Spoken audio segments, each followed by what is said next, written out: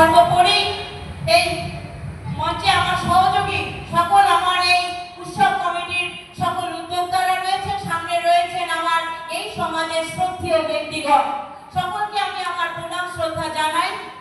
এবং আমি সবার প্রথমে এই মঞ্চ থেকে আমাদের পশ্চিমবঙ্গ রাজ্য সরকারের মাননীয় মুখ্যমন্ত্রী মমতা বন্দ্যোপাধ্যায়কে ধন্যবাদ জানাই যে আমাদের নমঃশূদ্র যে পিছিয়ে পড়া জনজাতি, যে জনজাতির কথা মমতা বন্দ্যোপাধ্যায় চিন্তা করেছেন এবং চিন্তা করে জাতির উন্নয়নের স্বার্থে আমাদেরকে নমঃশূদ্র ওয়েলফেয়ার বোর্ড দিয়েছেন।